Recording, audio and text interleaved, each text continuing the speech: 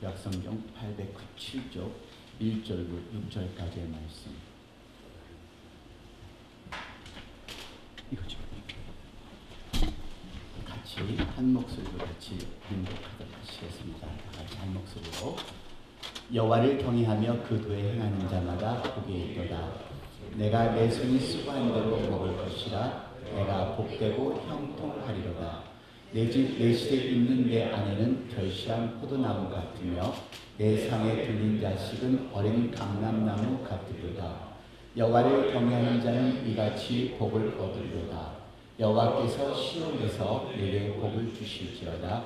너는 평생에 예루살렘의 복을 보며 내 자식의 자식을 볼지어다. 이스라엘에게 평강이 있을지어다. 아멘. 짧은 기절이지요. 오늘 특별히 5월 가정의 달 맞이하면서 이 말씀 다시 한번 봉독하시면서 아이가 컸던, 장성했던, 아이가 작던, 이제 앞으로 이제 태어날 가정도 있으신데요. 다시 한번 봉독하시면서 과연 나는 내 자녀를 어떻게 키웠는지 한번 점검해 보시고, 또 앞으로 내 자녀를 어떻게 키울지를 한번 점검해 보실 수 있는 저와 여러분이 되기를 원합니다. 다시 한번 봉독하겠습니다. 여호와를 경외하며 그 도에 행하는 자마다 복이 있도다. 내가 내 손이 수고한 대로 먹을 것이라. 내가 복되고 행하리로다. 내 집 내 시대에 있는 내 아내는 결실한 포도나무 같으며 내 상에 들린 자식은 어린 감람나무 같으리로다. 여호와를 경외하는 자는 이같이 복을 얻으리로다. 여호와께서 시온에서 내게 복을 주실지어다. 너는 평생에 예루살렘의 복을 보며 내 자식의 자식을 볼지어다. 이스라엘에게 평강이 있을지어다. 아멘. 항상 이렇게 행복한 가정, 하나님 안에서 기도하는 그런 믿음의 가정이 되시기를 바라면서 우리가 5월달 첫 주를 맞이하면서요, 내 가정을 점검해 볼 수 있는 시간이 되셨으면 좋겠어요. 나와 내 가정, 그리고 나와 하느님과의 관계. 여러분 혹시 기억나세요? 4월 27일 무슨 일이 있었는지? 제 생일. 아니요, 역사적인 날이었습니다. 그 역사적인 날, 여러분들 잘 아시는 것처럼 북한과 남한의 지도자들이 만난 날, 전 세계가 주목한 사건인데요. 잠깐 같이 비디오 보시겠어요? 여러분 다 아시겠지만은 워싱턴 포스트에서 만든 비디오입니다.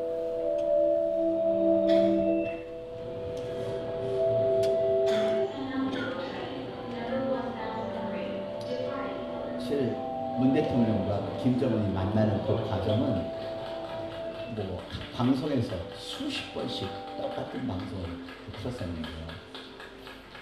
정상회담이 지금 2007년 이후로 11년 만에 이어졌는데 되게 저는 개인적으로 역사적인 순간이라고 생각하고요. 개인적으로 좀 약간 큰 감동도 있고 좀 의미가 좀 있다고 생각합니다. 너무너무 기쁘고요. 아주 좋은 일이고요. 정말 잘 됐으면요. 누구나, 우리 국민은 누구나 바라는 일 아니에요? 그래서 너무너무 잘 되고요. 잘 됐으면 너무 좋겠습니다.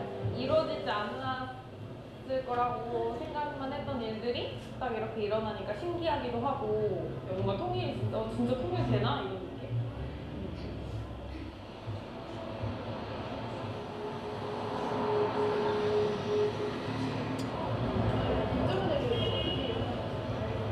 처음에 그냥 나쁜 사람이라고 생각했어요. 핵 만들고 핵 쏘고 천안함이나 이런 것만 봐도. 근데 아무래도 이슈가 우리나라에 요즘에 많이 집중되고 이러니까 김정은도 좀 핵 이제 뭐 안 하겠다 뭐 이런 식으로 얘기하고 직접 먼저 정상회담 하자 이렇게 얘기도 하고 하는 걸 보면은 이제는 좀 고립되어 있는, 북이 항상 고립되어 있고 이랬는데 이제는 좀 많이 소통하려고 하는 것 같아요. 지금은 좀 긍정적으로 보려고 노력을 하고 있는 편이에요. 왜냐하면 이런 정상회담이 이렇게 이루어진 것도 우리 측도 그렇지만 북측에서도 굉장히 큰 생각과 관심으로 최대한 좋은 방향으로 이끌어내기 위해서 이제 이렇게 이루어진 걸로 생각하기 때문에. 김정은도 이번에 보니까 뭐 생각보다 이해심도 있고 그렇게 노력하고 하는 걸 보니까 거기서도 이렇게 북한에서도 잘 되기를 바라는 것 같고, 서로 이렇게 돼서 진짜 생각보다 너무너무 잘 되는 것 같아서 생각하고 있습니다.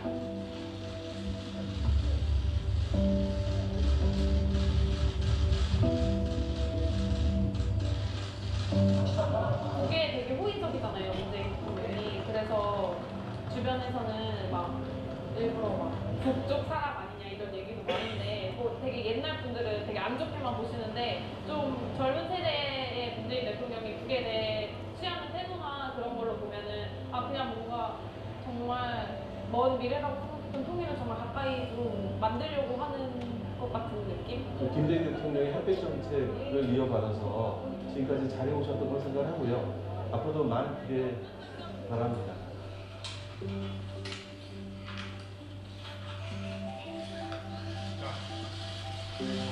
멀리서 오셨으니 인사 말씀 먼저 하시죠. 아까 네, 결과는 어떻게 되는지는 사실 저도 모릅니다. 여러분들 각자가 이 사건을 보시면서 각자가 느끼고 또 생각하는 바가 있으실 거예요. 다만 한 가지는 전 세계가 주목한 사건이었다라는 것, 특별히 한반도에 그 소련, 중국, 일본, 한국, 미국, 북한까지 포함한 전 세계 주목되었던 이 사건. 그래서 그동안 핵 무기와 또한 장거리 미사일로 전 세계를 위협했던 이 김정은이 갑자기 이렇게 돌변했던 이유는 무엇일까? 그래서 좀 많은 이야기도 하고 있고요. 많은 아직도 해결해야 될 이슈는 너무도 많은데요. 엄청난 사건들이었어요. 근데 저는 이 사건을 이 이벤트를 보면서 느낀 것은요. 이제 김정은이 한 대한민국의 땅을 밟았다는 이 장면, 또 같이 또 북한의 땅을 밟았다는 장면들을 수십 번씩 그 뉴스를 보면서 그런 생각을 해봤는데, 과연 이것이 통일로 갈 수 있는 길인가, 아니면은 이것이 또 다른 변수인가? 아무도 알 수 없겠죠. 그것은 아무도 알 수 없는데, 이들의 웃음을 통해서 느낀 것은 이제 심지어는 노벨 평화상까지 나옵니다. 그래서 이런 계기를 통해서 누군가가 노벨 평화상을 타야 되는데 과연 그 노벨 평화상은 누가 탈 것인가? 문재인, 김정은, 트럼프 누가 탈 것인가라는 그런 생각을 해봤고요. 바로 4월 27일 그 다음 날 28일에는요. 남북한에 쌓였던 그 판문점 이 38선에 있었던 그 엄청난 대형 스피커들을 다 내렸습니다. 그래서 한국 쪽에서는 K-팝 뮤직을 북한에 보냈었고, 북한에서는 남한의 그 남조선에 대한 비방하는 그 큰 스피커들을 바로 그 다음 날 내렸다고 하는데요. 아무튼 좋은 결과 있기를 바랍니다. 통일이 가능한지도 모르겠어요. 그리고 진짜 전쟁의 종식이 가능한지 사실 저는 모릅니다. 그리고 핵무기가 완전히 사라질 것인지 그것도 아직 모르고요. 다만 이 사건을 통해서 저는 과연 하나님의 역사는 어디에 있을까라는 그런 생각을 해보았고 또 기도를 하였습니다. 그런데 여기에 이런 그 김정은과 문재인 대통령이 이렇게 만날 수 있었다는 것에 대해서는 또 한국 정부에서는 문재인 대통령이 끊임없이 대화를 시도했던 결과라고 이렇게 보도를 하는데요. 하여튼 이것이 사실이든 또 사실이 아니든 끊임없이 대화를 노력했다는 그것, 그리고 이렇게까지 대화를 했다는 이것이 과연 통일로까지 갈 수 있다면 참 좋겠어요. 그래서 그런 의미에서 오늘 설교의 제목이 이제 Unification Possible, 통일이라는 것, 하나가 된다는 게 과연 가능할까? 우리 참으로 틀린 사람들이 여기에 지금 앉아 있어요. 배경이 틀리고 교육이 틀리고 환경이 틀린 사람들, 생각이 틀리고 성격이 틀린 우리가 어떻게 하나가 될 수 있을까? 한번 생각해 보세요. 그 몇십 년 동안의 그 이념이 틀렸던 남과 북이 과연 하나가 될 수 있을까? 이렇게 만난다는 그 자체도 과연 하나가 될 수가 있을까? 이제 Unification Possible. 전 그게 제가 가졌던 질문입니다. 끊임없이 질문해 온 건데요. 그래서 만약에 끊임없는 대화를 노력해서 남북한이 만나서 통일의 가능성을 탈인하는 것처럼 우리가 뭔가 대화를 계속한다면, 끊임없는 대화를 한다면은 우리의 가정도 부모와 자녀 간에 또 남편과 부인 간의 그 관계 또한 또 교회에서도 친구들 간에 교우간과 간의 그 관계가 형성이 될 수 있을 거라 저는 믿습니다. 그래서 끊임없는 그 대화의 노력으로 우리 사회가 평화로워졌으면 좋겠는데요. 한 가정이 되고 한 신앙이 된다는 것, 또 한 나라가 통일된다는 것이 과연 불가능한 것일까? 근데 가능하다고 저는 믿어요. 그 방향이 하나가 되고 우리가 믿는 것이 하나가 되고 한 방향으로만 간다면은 무엇인지 하나로 뭉쳐질 수는 있다고 저는 믿습니다. 대화가 남북 간의 전쟁을 종식시킬 수가 있다면 평화도 우리들의 삶에도 일어날 수가 있고요. 자, 오늘 여러분 5월 가정의 달을 생각하면서 한번 나를 점검해 보세요. 내 성격, 내 고집, 과연 내 식구들이, 우리 교회 식구들이 나는 괜찮죠. 내가 나를 생각할 때는요. 저도 생각할 때는 오늘 아침에 봐도 참 괜찮아요. 근데 이렇게 막 이렇게 짜증이 날 때가 있죠. 꼴 보기 싫은 사람들. 한번 옆에 보세요. 그분 괜찮으세요? 오늘 이렇게 날씨가 이렇게 꿀럭거리면 그냥 괜히 꼴 보기 싫고 막 몸도 찌부둥하고 막 이런. 근데 나를 한번 점검해 보세요. 과연 나는 대화의 사람인지, 혹시 내 고집만 내세우고 있고 주위의 식구들을 판단하며 손가락질하고 그냥 내 성질을 팍 내고 삶을 살아가진 않는지, 내 식구도 한번 점검해 보세요. 내 식구, 우리 엄마, 우리 아빠, 또 내 자녀, 우리 부모 지금 괜찮은지. 어머니 괜찮으세요? 예, 괜찮으시기를 바라요. 5월 가정의 달 맞이하면서 점검해 볼 수 있는 시간이 되셨으면 좋겠어요. 그래서 왜 부부싸움이 생기나? 그리고 왜 우리 교회 간에서도 갈등이 생길 수 있나? 왜 서로 사회 직장상 안에서도 인간관계 속에 갈등이 생기나? 그 이유는요, 서로가 입장이 다르니까. 대화가 안 돼. 서로 생각이 틀리면 대화를 하지 않으면 달아버리는 게 이게 우리들이에요.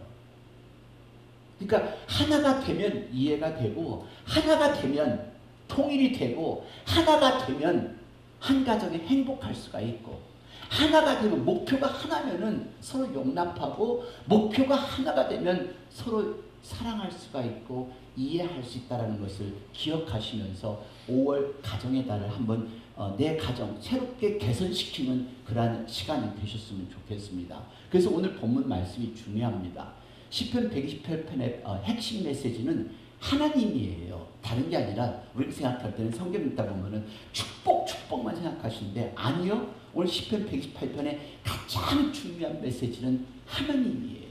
물론 성경 전체가 하나님이 중요하지만 특별히 오늘 가정의 달 맞이하면서 여러분들이 행복해지기를 원하신다면, 축복해지기를 원한다면, 내 가정에 평화가 있기를 원한다면 하나님을 먼저 아시는 저 여러분이 되기를 원합니다. 한번 3절 말씀 보세요. 3절에 이 굉장히 아름다운 가정 모습 아니니까 다 같이 봉독해 보시겠습니다. 내 집 내 실에 있는 내 아내는 결실한 포도나무 같으며 내 상에 들린 자식은 어린 감람나무 같으로다. 참 행복한. 그래서 제가 어제 막 그저께 이제 웹사이트도 막 두드려봤더니 우리 교회 이제 가정들끼리 이렇게 찍은 사진을 분명히 기억이 나는데, 우리 애기 엄마들께서 같이 식사하는 시간들이 있는데 하나 찾은 거 요것밖에 없어요. 저기 이분들이 바깥에서 꼬맹이 둘을 미기면서, 어떻게 보면 이 두 분은, 이분은 미국 사람과 한국 사람, 그리고 이 미국 사람과 한국 사람, 한국에서 결혼하러 왔으니까 그 미국 아이들을 키우는 한 가정. 그러면서 아빠가 항상 애기 돌보고, 또 이런 가정이 있는 반면에, 이거는 시험 들지 마세요, 박정호 집사님. 이거는 그냥 자기들끼리만 먹는 장면. 이건 웃지 않고 사진을 찾아본 거예요. 그래서 이렇게 가정이 온도선 모여 식사를 한다는 게 얼마나 아름다운 가정이에요. 그래서 이게 굉장히 가장 간단하면서도 참 힘든 게, 이런 사진을 이룬다는, 이런 장면을 이룬다는 게 어려워요. 한 식구가 모이는 것도 어렵고, 한 식구가 같이 식사하는 것도 어렵고. 그래서 오늘 본문의 말씀에 이 말씀, 내 집 내 실에 있는 내 아내는 결실한 포도나무 같으며 내 상에 둘린 자식은 어린 감람나무 같으려다. 그래서 어느 가정에서는 무슨 일이 있더라도 저녁 시간만큼은 같이 한다고 해요. 어떤 일이 있더라도. 아니면은 일주일에 한 번이라도 같이 식사할 수 있는. 그래서 오늘 진정한 가정이 없는 시대. 그냥 집은 있어요. 집은 있고 생활은 해요. 근데 진정한 가정, 홈, 스윗 홈이 사라져가는 이때에 우리가 정말 내 자녀들과 행복하게 웃음꽃이 피면서 신앙생활하고 가정을 이끌어갈 수 있는 하나님의 가정이 되는 그 가정을 위해서 노력하고 투자할 수 있는 그런 시간이 되셨으면 좋겠습니다. 그래서 하나님께서 먼저 주신 축복을 한번 보세요. 먼저 결론부터 저는 매질을 해요. 오늘 결론은요 이겁니다. 오늘 여러분 이런 축복을 꼭 쟁취하시길 바라요. 어떤 축복? 다 같이 2절 말씀. 내가 내 손이 수고한 대로 먹을 것이라. 내가 복되고 형통하리로다. 여호와께서 시온에서 내게 복을 주실지어다. 너는 평생에 예루살렘의 복을 보며 내 자식의 자식을 볼지어다. 이스라엘에게 평강이 있을지어다. 아멘. 여러분 이 축복 꼭 쟁취하시길 바라요. 여기에는 3가지 복을 주시는데요. 첫 번째는 수고한 대로 노력한 만큼 하나님께 주시는. 노력해도 안 되는 때 너무 많잖아요. 오늘 여러분 하나님께서는 우리에게 내가 수고하고 노력한 만큼 주시겠다는 그 축복을 약속하셨고요. 두 번째는요 형통의 약속. 어떤 분은 성경에 형통의 약속이라는 게 없어요. 여기요. 형통의 약속이 여기 있는데 왜 없다고 그러세요? 그러니까 형통에 복되고 형통하리로다. 프로스페리티인데 형통이라는 게 아마 모든 일이 꽉딱 뚫린다는 그런 뜻도 아니에요. 그러니까 삶이 전적으로 평안한 삶, 프로스페리티. 그래서 내 형통의 마음의 평안한 그런 축복을 하나님께서 약속하셨어요. 그 다음에 또 다른 3번째 약속은요, 후손이 잘 된다는 약속. 저는 항상 얘기하지만은 우리 부모님들의 기도가 절대로 헛되지 않는다는 거 여러분 기억하시기를 바랍니다. 우리 자식들 아무리 자기가 똑똑하고 잘났어도 뒤에 누군가가 기도하지 않으면은 우리 자녀들 아니요. 부모님들의 기도 감사하고 오늘 우리 엄마 아빠들 여기 많이 오셨는데요. 엄마 아빠가 더 기도하세요. 더 기도하시면은 이 후손이 잘 된다는 축복 5절과 6절 말씀 다시 봉독해 보겠습니다. 여호와께서 시온에서 내게 복을 주실지어다. 너는 평생에 예루살렘의 복을 보며 내 자식의 자식을 볼지어다. 예수에게 평강이 있을지어다. 자손 대대로 평강이 있을지어다. 오늘 여러분 내가 지금 잘 못 살아도 우리 부모님들 이렇게 우리 부모님의 눈물의 기도가 있고 눈물의 희생과 헌신이 있기 때문에 우리 자녀가 잘 된다는 것. 우리 자녀들 여기 부모님들께 정말 감사하고 부모님들께 효도할 수 있는 우리가 되기를 바랍니다. 그래서 여기에 하나님께서는 우리에게 분명한 축복을 약속하셨어요. 이게 아름다운 가정입니다. 근데 저는 아주 오래전에 그 신학교에서 공부를 하면서 이 아름다운 가정을 에 대해서 이렇게 꿈꿀 때 한 책을 봤는데 굉장히 오래전에 있었던 책이에요. 이 책의 이름이 Homage to the Broken Heart. 지난주에 제가 여러분들과 같이 말씀 나눈 것이 Broken Heart인데요. 그 깨어진 상처, 깨어진 삶이라는 건데 이 책의 제목은 Homage to Broken Man인데요. 한 부자 간의 관계를 설명을 한 그래서 소설처럼 써내려간 책이 이 책이에요. 근데 이 책의 저자는 이 소설의 주인공의 외손자가 이 책을 썼어요. 근데 이 책을 썼는데 이 책의 주인공은 어떤 사람이냐면 독일 사람인데 독일 그 아버지와 아들이 함께 신앙생활을 하는데 독일에서 태어나서 그 당시에 주인공은 11살 때 예수님을 알게 되었는데 그 당시 나치 정권에서 하나님을 예수님을 영접하고 신앙생활한다는 것은 이건 불가능한 일이었어요. 그래서 너무 힘들고 어려우니까 지금도 여러분들 한번 웹사이트 찾아보시면 아시겠지만 브루드호프라는 공동체가 있어요. 큰 공동체들은 아니에요. 전 세계 한 7개 나라에 흩어져 있다는데요. 브루드호프라는 그 공동체를 만들어서 거기에 내 재산도 없이 그래서 정말 순수하게 그 사도행전에 나오는 사도들처럼 그래서 재산 없이 같이 신앙생활하면서 예수님을 증거하는 것만을 중심으로 하는 공동체가 이 브루드오프 헌신 브루드오프 공동체예요. 그래서 이 공동체에서 신앙생활을 하는데 너무 힘든 거예요. 그래서 이 외손자가 그 할아버지의 그 신앙생활하는 모습을 보는데 이들이 다 독일의 그 시골 지역으로 피난을 갑니다. 근데 피난을 너무 가난하고 너무 핍박이 심하니까 결국에는 이 신앙인들이 남미의 파라과이로 배를 타고 움직여가요.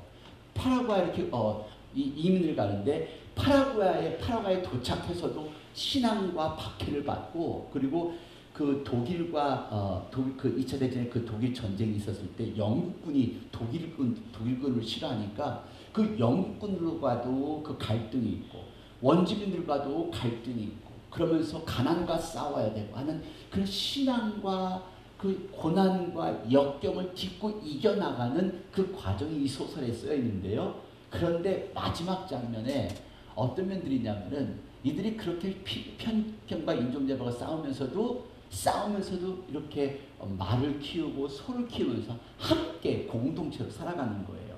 그래서 지금 이 브루드호프의 지금 현재 컨셉은 뭐냐면은 이렇게 아미시 마을을 생각하시면 되는데 아미시하고는 틀려요. 이 사람들은 예수를 영접한 사람들이고 그리스도를 전한다는 그런 개념으로 공동체를 살아가는데 이렇게 자기들 학교도 있고 정말 목가적이고 자연에서 하나님을 가르치고 그리고 대학교를 갈 때는 대학교에 가서 복음을 전하기 위해서 대학교를 가는 거고, 그러니까 모든 삶은 하나님께 영광 돌리게 한 삶이에요. 검소하고 아주 아름답게 이렇게 해서 그 식구들끼리 모여서 같이 예배드리고 하는 그런 모습. 참 물론 우리와는 너무 동떨어진 삶을 살아가지만은 이렇게 다 살자는 건 아니에요. 근데 아름다운 가정의 컨셉, 하나님께 주신 축복의 컨셉이라는 게 이렇게 마음의 갈등 없이 행복하게 하나님께 예배드리고 하나님께 기도하고 하나님 안에서 한 공동체가 살아가는. 그래서 이 브루드호프 그 웹사이트를 들어가 봤더니 한 집안에서 한 집에 아파트가 있으면은 부엌은 두 패밀리가 부엌은 같이 쓰고 아파트 방들은 같이 나누어 쓰고 이렇게. 그래서 됐으면 공동체로 나가 사는. 그래서 초대교회 모습이 이렇게 생각이 날 정도로. 그래서 사실 여러분 5월 가정의 달 맞이하면서 우리가 행복을 원하고 가정의 평화를 원하고 축복을 원한다면은 먼저 하나님의 축복의 약속을 주어 주셨어요.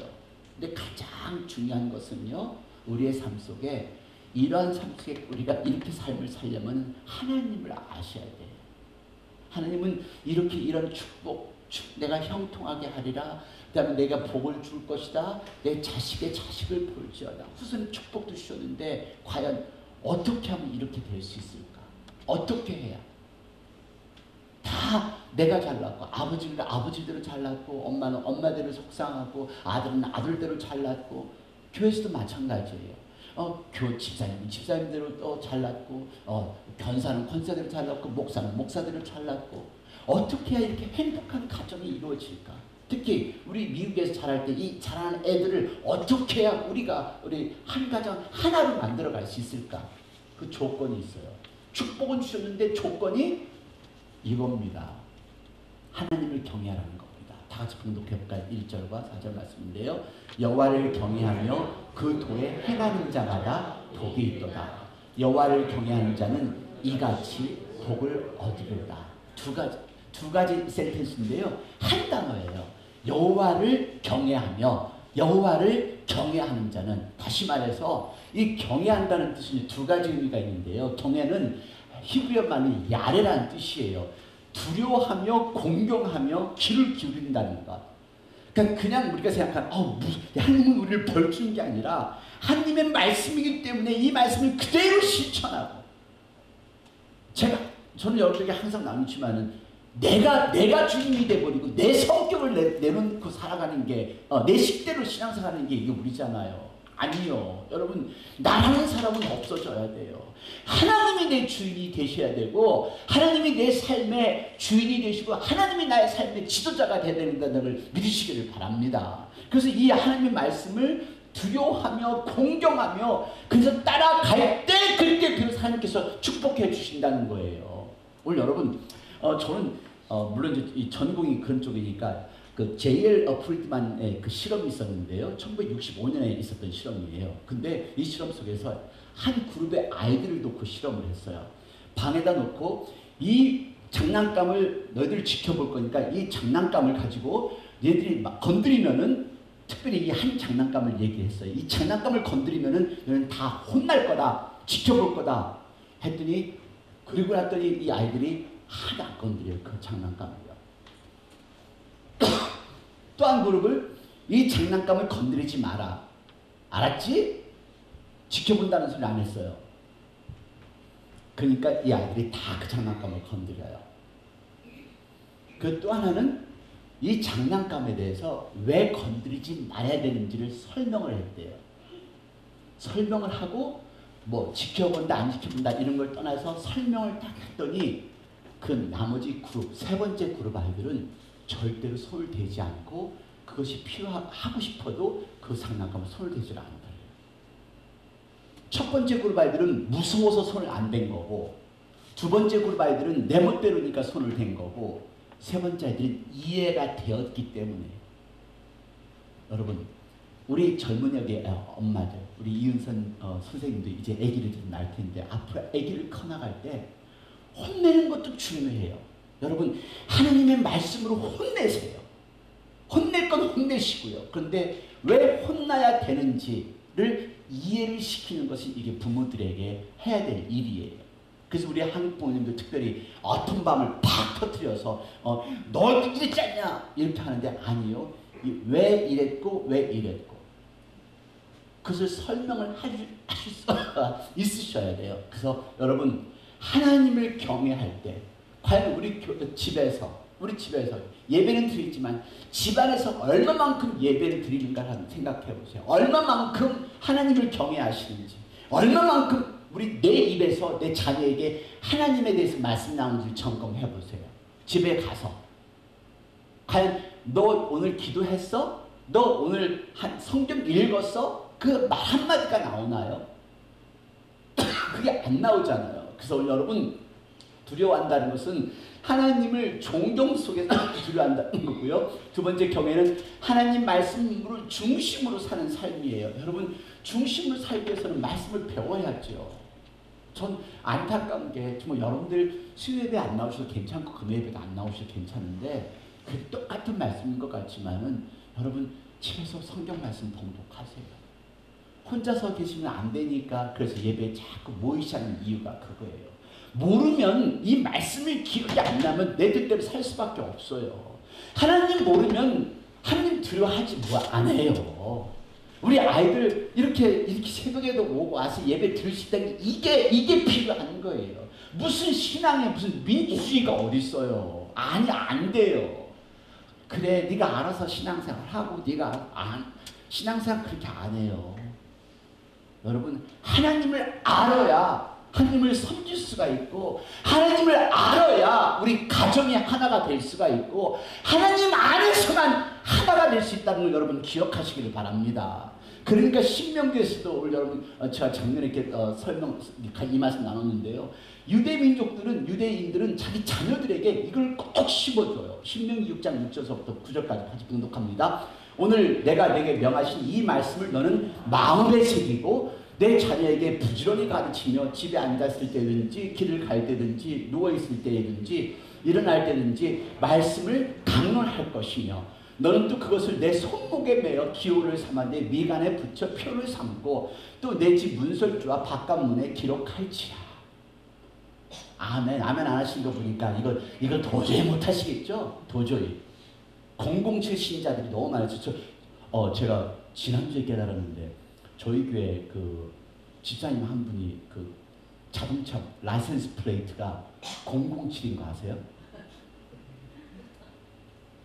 앞에가 JBS 007. 뭐 설계하고는 상관없는 거지만 송춘부 집에 준부송 007. 근데 여러분 우리 신앙생활 007처럼 신앙생활 하지 마세요. 제가 요번에도 얘기했지만 선교를요 몇 사람만 선교 가는 거 하지 말고 우리 다 함께 가는 선교의 교회가 돼요. 이게 우리가 할 일이잖아요. 그래서 오늘 이렇게 형제분들 이렇게 또 세차를 위해서 이렇게 모이셨는데 이렇게 일불이 됐던 뭐 일정이 됐던 함께 신앙, 함께 선교 가고 함께 기도하고 함께 아파하고. 오늘 여러분들 갑자기 광고 받으셨죠? 상부 예배 나오시는 백미다 교우님 잘 모르시죠? 모르시는 분들 없어요. 백미다 잘 모르시는 거의 다 모르실 거예요. 근데 상부 예배 지금 오신 지가 한 1년 남쪽 되는데 남편하고만 둘이서만 이렇게 오시니까 조용하게. 근데 어머니가 돌아가시는데 어머니가 치매로 5년 동안 고생하셨대요. 근데 마지막에는 진짜 그 똥이나 이런 것도 다 구별할 줄도 모르고.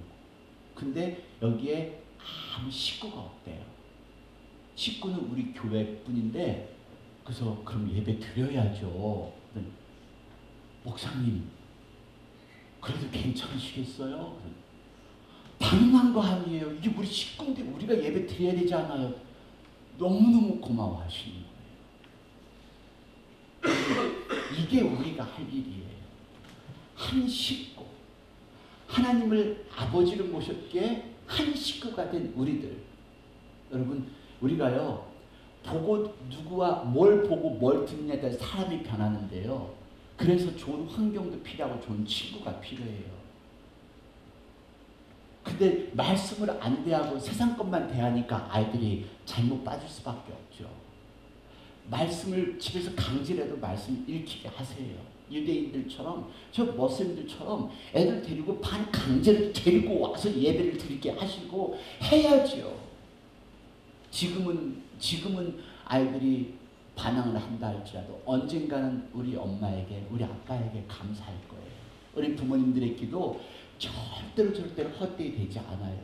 말씀 안에 살고 말씀 안에 기도하고 올해부터 지금부터라도 5월달부터 이번 주부터 우리 가정예배 드리자. 아니 가정예배 못 드리면은 성경이라도 읽고 같이 기도하자. 왜 이거 안 될까요? 되죠. 어렸을 때는 돼요. 다 큰 놈 데리고 하기는 너무 힘들어요. 지금은 가능해요. 하세요. 부끄러울 거 없어요. 얼마 전에 전화를 받았어요. 방송국에서 방송하는데 전화 오더니 전화가 목소리 되게 젊어요. 젊은데 부부싸움을 안 할 수 있는 방법이 뭐가 있어요? 아주 그냥 건방지게 그냥 부부싸움 안 할 수 있는 방법이 뭐가 있어요? 어떻게 뭐가 있을까요? 노희창 선생님 저 뭐라고 할까요? 이혼하라. 그래서 근데 너무 당황이 되는 거예요. 그래서 안 싸우면 되죠. 그랬더니 아예 안 싸울 수가 없고 다른 방법이 없어요? 아주 건방지더라고요. 그래서 결혼하신 지 얼마나 되셨어요? 결혼 지금 14년 됐는데요. 그래서 근데 그러세요? 지금 연세는 어떻게 되셨어요? 했더니 12살이요. 우리 엄마 아빠가 하도 싸워갖고요. 제가 도저히 감당을 못해서 안 싸우는 방법을 좀 알려주시면 제가 엄마 아빠를 해보려고요. 제가 부끄러웠어요. 얼마나 근데 이런 전화가 많아요.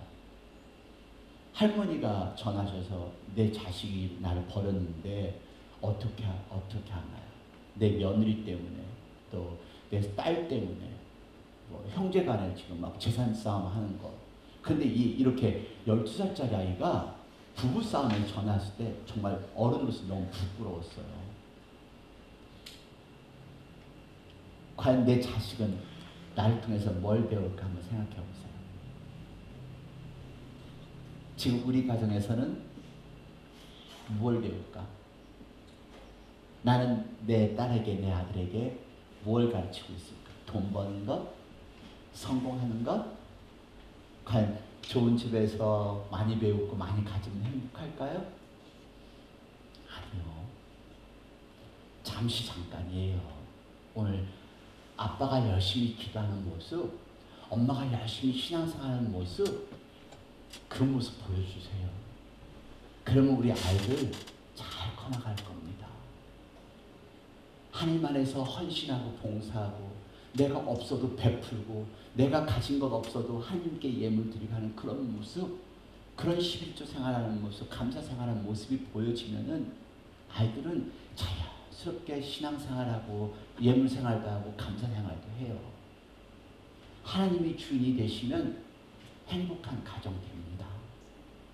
이게 안 되니까 어느 순간 변질돼 버리니까 먹고 사는 게 바쁘다 보니까 예배 드릴 시간도 없고 먹고 사는 게 바쁘다 보니까 신앙생활할 기도할 시간도 없어지고.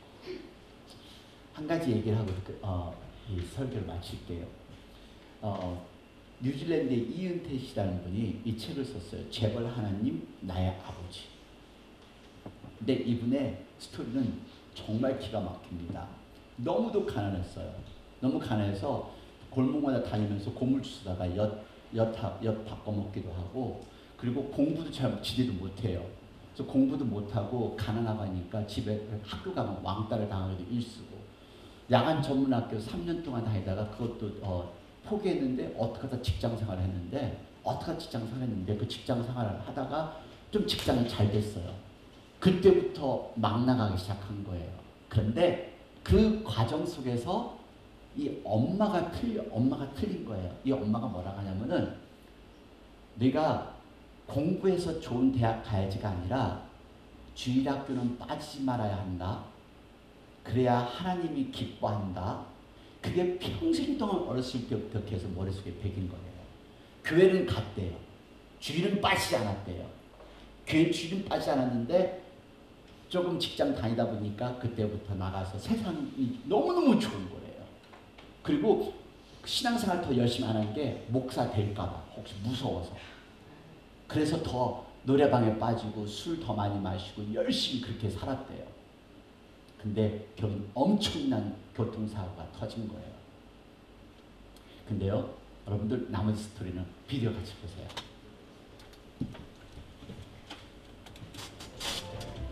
안녕하십니까. 새롭게 하소서의 최일구입니다. 안녕하세요. 오민입니다. 아마 요즘 세상 사람들에게 제일 가지고 싶은 게 뭐냐 하면 첫 번째, 돈입니다. 그런 사람 꽤 많더라고요.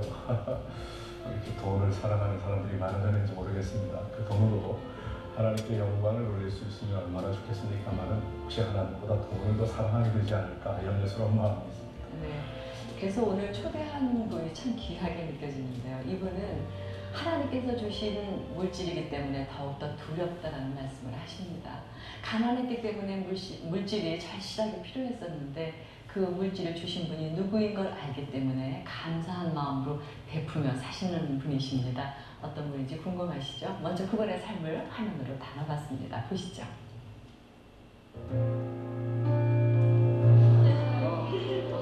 5월 12일 저녁 6시 잠실의 한 교회로 젊은이들의 발길이 이어진다. 아이와 함께 온 주부, 훌쩍 성장해버린 청년들, 아직 애띤 모습의 대학생들까지. 신부는 제각각이지만 모두가 가족 같은 분위기다. 그리고 이들을 반갑게 맞이하는 한 사람, 이 행사의 주최자인 이은희 목사님. 이들이 만난 곳은 남태평양의 섬나라 뉴질랜드에서였다. 농어촌 미자립 교회의 자녀들.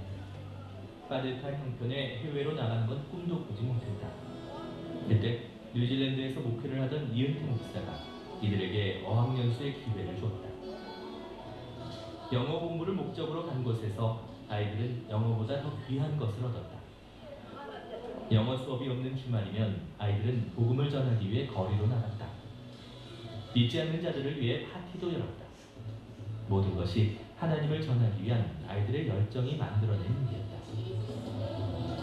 뉴질랜드 먼저 굉장히 아름다운 나라였고요. 또 무엇보다도 목사님께서 항상 저희 목회자 자녀들을 정말 자식처럼 또 돌봐주시고 또 목사님께서 하시는 그 사역들 가운데 저희도 참여시키셨거든요. 그러면서 그래서 항상 힘이 돼서 이렇게 사회생활 해나가는데 많은 도움이 되는 것 같습니다. 이은태 목사는 어머니가 하나님께 바치겠다고 서원한 아들이었다. 기나긴 가난.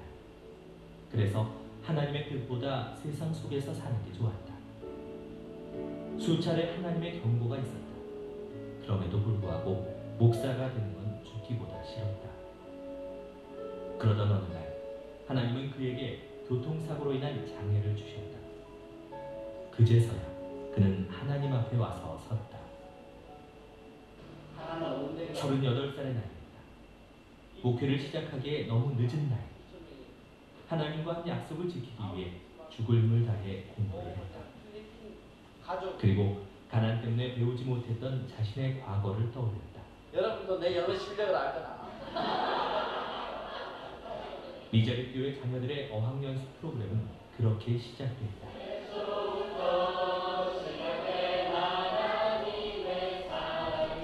죽어도 목사가 되기 싫었던 청년은 이제 뉴질랜드에서 복음을 전하는 목회자가 됐다. 그리고 젊은이들에게 비전을 주는 희망 전도사가 됐다. 목사님, 저 은비예요. 지금 두바이에서 이렇게 승무원으로 일하면서 다양한 외국 학생들을 매주 접하는데, 제가 뉴질랜드에서 배웠던 것처럼 그들에게 무엇보다 복음을 전할 수 있는 그런 승무원이 될 수 있도록 늘 노력하겠습니다. 목사님 감사합니다. 앞으로도 하시는 모든 사역 위에 하나님의 은혜와 그 사랑이 넘치시길 바라겠습니다. 그리고 목사님께 받은 그 사랑과 그 은혜를 잊지 않고 다른 사람들에게 나눌 수 있는 그런 제가 되겠습니다. 목사님 감사합니다.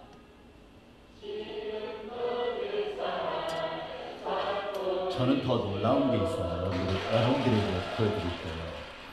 이 사람이 책을 이렇게 재벌 아버지 나의 하나님이라는 책을 쓴 이유가 있습니다. 여러분들이 보시는 이 건물이 이 목사님 거예요. 오클랜드 에딘버그 칼리지인데요. 수백억이 넘는 빌딩이랍니다. 어떻게 이런 기적이 일어났는지 저도 사실 다 깊게 볼 수 있는 시간이 없었어요. 가난한 신학생으로 공부하러 갔다가 하나님께서 이렇게. 지난주 금요일날 저희 교회 지금 교회 예배 참석하시는 닥터 피터, 뼈 닥터가 지금 수요일마다 금요일마다 주일마다 3일 동안 오세요. 그래서 우리 그 뼈 닥터 때문에 할 수 없이 수요 예배도 한국말 영어로 같이 해요. 근데 그분이 뭐라 하냐면 우리 학생들하고 같이 얘기를 나누는데, 나는 인생의 밑바닥을 다 친 다음에 그 다음에 지금 깨달아서 너희들에게 하나님이 제일 중요하다는 것을 얘기할 수 있다. 그리고 어리석은 사람은 자기 미스테이크를 통해서 배우는데, 진짜 현명한 사람들은 다른 사람의 미스테이크를 통해서 그렇게 안 하려고 노력한다. 오늘 여러분 현명한 선택을 하세요. 가정이 깨지고 애들이 깨져요. 애들이 변화되는 걸 몰라요. 우리 애들 어떻게 신앙생활 하는지 아세요? 모르시면 우리 교회 선생님들한테 한번 물어보세요. 내 아이가 어떤지. 최근에도 우리 애기들한테 제가 마음이 상했었으니까요. 부자 되고 싶으시면은 하나님 우리 아버지를 섬기시고 예배 드리세요. 내 아이 자손 대대로 축복받고 싶으면은 애기 손 붙들고 같이 기도하세요. 그래요. 하나님 일 제일 먼저예요. 하나님이 먼저면은 하나님이 나머지 건 다 채워주시는 것을 기억하시기를 바랍니다. 그게 보여야 우리 아이들이 하나님을 알게 돼요. 근데 어느 순간 하나님이 먼저가 아니라 가정이 먼저고, 또 우리 아버지나 엄마로서는 내 가정 돌보는 게 먼저잖아요. 하나님께 예배 드리는 것보다는. 여러분, 하나님을 우리 삶의 주인으로 모신다면 우리 가정이 하나, 유니파이가 될 것이고 통일이 될 것이고, 그래서 우리 나라도 하나가 될 것이고 교회도 하나가 될 것이고. 지금 행복하지 않다면은 나의 신앙 한번 점검해 보시고 우리 가정의 신앙 점검해 볼 수 있는 시간이 되시길 바랍니다. 같이 기도하겠습니다. 이 시간 기도하실 때 다시 한번 나의 모습, 내 생각과 내 고집만 내세우는, 그래서 혹시 내 식구를 이해하지 못하고 있지는 않는지, 내 사랑하는 식구들에게 가슴에 못을 받고 있지는 않는지, 내가 주인이 됐기 때문에 그래서 하나가 되어 융합되지 않고, 그래서 이 마음 가정에서도 어려움이 있고 지역사회에서도 어려움이 있지는 않는지, 하나님이 나의 주인이 되시고 하나님이 나의 주님이 되고 계신지 점검하며 나의 결심을 다짐하는 기도의 시간이 되기를 바랍니다. 이 시간 다 같이 두 손을 같이 기도하겠습니다.